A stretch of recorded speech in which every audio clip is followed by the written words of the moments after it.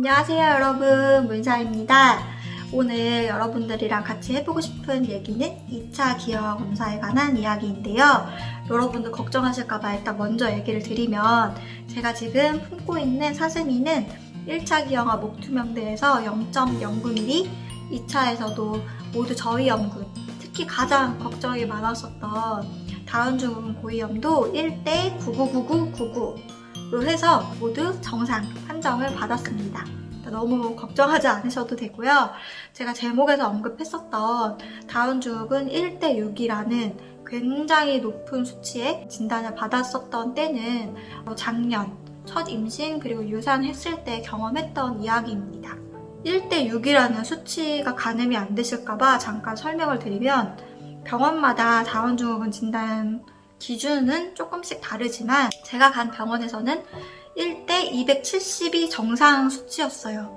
이 말이 뭐냐면 270명 중에 다운증후군이 1명 태어날 확률, 여기까지가 정상인 비율이다. 근데 저는 1대 6, 6명 중에 1명이 다운증후군으로 태어날 확률이라는 굉장히 높은 수치로 받게 됐던 거예요. 아무리 검색을 하고 찾아봐도 저처럼 높은 비율로들이 없더라고요. 정말 막막했어요. 제가 경험했었던 일들을 공유해드리고자 이 영상은 꼭 찍고 싶었습니다. 그리고 제가 유튜브를 시작하기 전부터 꼭 여기에 대한 이야기는 다루고 싶다라고 생각을 했던 게 바로 저의 유산과 관련된 루머 때문이에요. 이거를 이제야 얘기할 수 있게 됐는데, 유산하고 저에게 이런 이야기가 들려왔어요. 제가 다운증후군 진단을 받고 이제 제 아이는 다운증후군 아이인 거예요.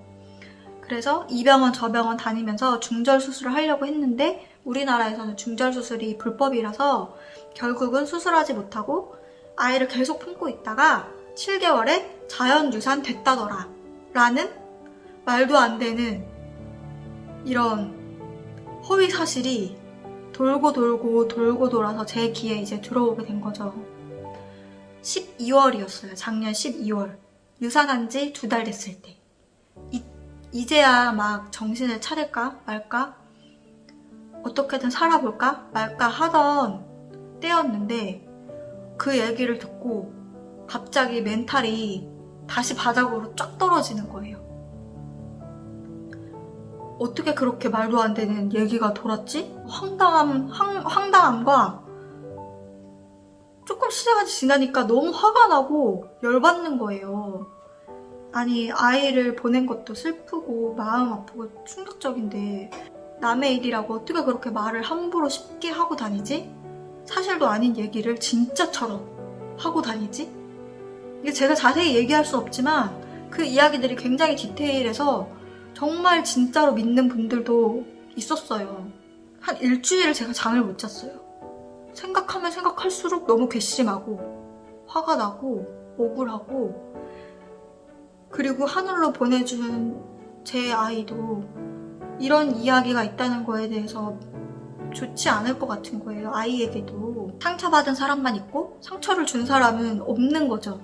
나도 들은 얘기고 저 사람도 들은 얘기고 저 사람도 누군가에게 들었던 얘기고 첫 발단이 누군지는 모르는 거예요. 그때는 제가 너무 상처였고 너무 정신적으로 충격이 컸기 때문에 몇 달을 사람도 안 만났고 이거에 대해서 얘기한 적도 없었고, 유산하고 사직하고 막 아는 사람들이 없는 곳으로 막 급하게 막 이사를 오면서, 물론 남편 직장이 있어서 왔지만 이곳엔 제가 아는 사람이 한 명도 없거든요. 그렇게 오면서 그 이야기는 묻혀진 거죠. 사실이 아니다 라고 너무 말하고 싶었는데 그때는 사실 정신이 없었고, 이 영상을 통해서 그리고 2차 기형아 검사에 관해서 여러분들에게 설명을 드리면서 그게 사실이 아니었다 라는 거를 말하고 싶었어요. 제 영상을 꼭 봤으면 좋겠어요. 하신 분들이 경각심을 가지고 반성했으면 좋겠습니다.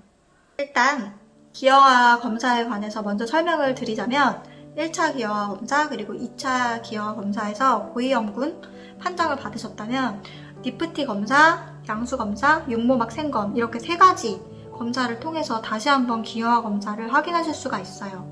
이 중에서 가장 간단한 거는 우리가 많이 알고 있는 니프티 검사인데요. 니프티 검사는 12주부터 정확한 검사 결과를 알 수가 있어요. 빠르면 10주부터 할 수도 있는데 대부분 검체 부족으로 2주 뒤에 다시 시행하는 경우가 많더라고요. 니프티 검사는 태반이 만들어진 다음에 아이와 모체 혈액이 교환되면서 엄마 혈액에 태아의 혈액도 같이 흐르게 되거든요. 엄마 혈액 채취를 해서 이제 태아의 정보를 통해서 기형아 검사를 확인하게 되는 건데 태반이 아직 정확하게 다 만들어지지 않은 10주 정도에는 검체 부족으로 뜰 확률이 매우 높습니다. 간단하기 때문에 대부분 많은 병원에서 먼저 니프티 검사를 하는 걸 추천하고 있어요. 근데 다만 니프티 검사는 태아의 유전자를 직접적으로 검사를 하는 게 아니기 때문에 선별 검사입니다. 그래서 혹시라도 니프티에서 고위험군이 나왔다면 양수 검사 그리고 육모막 생검을 통해서 확진을 받으셔야 돼요. 그래서 그런 장단점이 있고요. 비용은 60만 원. 검사 결과는 일주일에서 10일 뒤에 검사 결과를 확인하실 수가 있습니다. 니프티에서 만약 고위험이 나왔다 라고 하면 양수검사, 육모막 생검 검사를 할 수가 있는데 이 중에서 더 빨리 진행할 수 있는 건 육모막 생검 검사예요. 육모막 생검은 12주부터 진행을 하실 수가 있습니다. 산모의 지를 통해서 얇은 도관을 삽입을 한 다음에 육모의 조직을 살짝 떼어내서 유전자 검사를 진행을 하게 되는데요. 침습적이기도 하고 조직을 살짝 떼다 보니까 출혈이 있거나 감염, 또 조산 위험이 있을 수도 있다라고 설명을 해줘요. 그래서 그런 위험성이 따르는 대신 태아의 유전자를 검사하기 때문에 확진을 받을 수가 있는 거죠. 대학병원급에서 진행을 하게 되고요.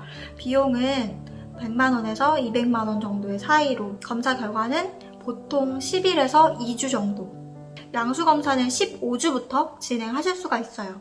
그 이유는 양수검사 샘플을 최소 20에서 50 정도의 샘플을 뽑아야 되기 때문에 양수가 충분한 상태에서 검사 결과가 가능해서 15주부터 진행을 할 수가 있고 배 위로 초음파를 보면서 이제 바늘을 찔러서 샘플을 채취하게 돼요. 침습적이기 때문에 감염이나 이런 위험이 조금 있을 수가 있죠. 비용은 100만 원 정도, 검사 결과는 이제 정확한 유전자 검사 정보는 한 달 뒤에 알 수가 있는데 유전자 분석실을 가지고 있는 병원이라면 예외적으로 당일로 알려주기도 합니다. 저 같은 경우는 1차 기형아 검사에서 목투명대가 3mm면 정상으로 보는데 1.5mm 괜찮았고 코뼈도 굉장히 잘 보여서 그래서 2차 기형아 검사는 생각도 안 하고 당연히 정상이겠지 하고 가벼운 마음으로 진료실에 들어갔는데 굉장히 쿨한 분이시거든요? 근데 너무 표정이 안 좋으시니까 제가 갑자기 덜컥 겁이 나더라고요. 얼마나 안 좋길래. 1대 6이라는 굉장히 높은 수치에 다은증후군 고위험 진단을 받게 된 거죠. 보통 1차가 정상이면 거의 다 대부분 정상으로 나온대요. PT 검사를 진행하고 집으로 돌아왔어요. 근데 갑자기 너무 막막하고 가슴이 턱 막힌 것 같고 계속 그것만 검색했어요. 저처럼 이렇게 높은 비율의 다운증후군 고위험 받으신 분들은 없는 거예요. 1대 6이라는 수치는 너무너무 심각한 거예요. 이게 갑자기 덜컥 겁이 나는 거죠. 정말 다운증후군이면 어떡하지? 막막함. 너무 무섭고 막 계속 눈물이 나고 아기는 이제 17주, 18주가 돼가니까 태동이 느껴지고 계속 검색을 하다가 도저히 안 되겠어서 니프티 검사 60만 원을 결제하고 왔지만 내가 일주일을 기다릴 자신이 없는 거예요. 우리나라에서 가장 유명한, 양수검사로 가장 유명하다는 서초에 있는 어떤 병원에 연락을 하게 됐어요. 유전자 분석실을 가지고 있어서 당일 양수검사를 진행하면 당일로 일단 5가지 먼저 확인을 시켜주시거든요. 당일 진료를 받을 수는 있는데 과장님 판단 하에 양수검사를 진행할 수도 있고 아닐 수도 있다. 그래서 알겠다고. 그날 금요일이었어요. 차가 또 왜 이렇게 막히는지 4시 반까지는 와야 된다고 했는데 넘어서 45분에 간당간당 도착한 거예요. 진료 못 보면 어떡하지? 막 차 타고 오면서도 계속 울고 너무 감정이 격해지니까 이 태동도 막 심해지더라고요. 애기도 느꼈는지. 막 울면서 병원을 왔는데 정말 심각해서인지 당일로 검사를 진행해 주시겠다고 하시더라고요.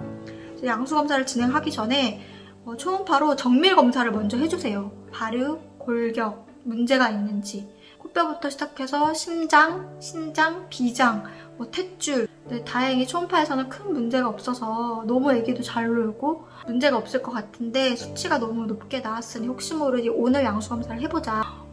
저는 주말 넘어갈까봐 너무 조마조마했거든요. 그래서 제발 오늘 검사 해달라고 해서 이제 검사실로 옮겨서 양수 검사를 진행하게 되는데 초음파를 보면서 이제 바늘을 찌르게 돼요. 그리고 베타딘으로 배 전체를 소독을 하고 시술 시간은 한 10분도 안 걸렸어요. 하면서 좀 아플 거예요 라고 했는데 아기도 겁이 났는지 이제 초음파를 보는데 이렇게 움츠려 있는 거예요, 초음파에서. 제가 또 조직이 치밀한가 봐요. 귀 뚫을 때 왜 가죽 뚫는 소리 있죠? 따닥따닥? 배에서 나더라고요. 아프시죠? 하는데 정말 하나도 안 아팠어요. 아기에 대해서 너무 걱정이 되고 아기만 무사했으면 좋겠다라는 생각이 너무 강하니까 이게 아픈지 안 아픈지도 감각도 없더라고요. 정말 괜찮았어요. 그렇게 한 50ml를 뽑아서 바로 검사실로 보냈고 혹시라도 열이 나는지 출혈이 있는지 아이의 움직임, 상태가 괜찮은지를 한 30분 정도 안정 취하면서 누워서 확인을 한 다음 괜찮은지 다 보고 이제 집에 보내주시더라고요. 집에 돌아오는 길에도 너무 걱정돼서 계속 울고 잠을 못 잤어요, 다음날까지. 혹시라도 문제가 있어서 정말 다운증후군이면 어떡하지? 그렇게 지옥 같은 시간을 보내다가 다음날 5시에 딱 연락이 왔어요. 누구누구님 맞으시죠? 그래서 네 맞아요. 그러니까 검사 결과가 뜸을 들이시는 거예요. 검사 결과가 정상이라고. 다운증후군, 파타우, 에드워드, 캡크라인 증후군 그리고 하나 더 있었는데 기억이 잘 안 나요. 이렇게 5가지 수적 이상 문제는 전혀 없고 정상이시다. 너무 감사해가지고 너무 감사하다고 전화기에다 대고 막 얼마나 얘기했는지 모르겠어요. 마침 서울이라 당일로 유전자 분석을 할 수 있는 병원이 있었기에 정말 다행이었던 거죠. 이렇게 유전자 검사 수적으로 문제가 없는지 개수가 정확한지 이렇게 다 나오게 되어 있고요. 밑에 보면은 염색체의 수적, 구조적 이상은 없었습니다. 1차 기형아 검사에서 목주명제가 3mm 이상 나오셨다면 2차 기형아 검사가 한 달 뒤에 있어요. 그때까지 기다리지 마시고 바로 니프티 검사를 한번 해보세요. 대부분은 정상 수치로 나오시더라고요. 저처럼 높은 비율의 고위염이라면은 니프티보다는 양수 검사를 먼저 해서 결과를 좀 더 빨리 정확하게 아시는 것이 더 좋은 것 같아요. 오늘도 제 영상 봐주셔서 너무 감사드리고 지금 어려움을 겪고 계신 분들, 걱정하고 계신 분들께 조금이라도 도움이 되는 영상이었으면, 위안이 되는 영상이었으면 좋겠습니다. 여러분 그럼 다음에도 유익하고 즐거운 영상으로 찾아뵙도록 하겠습니다. 다음에 만나요.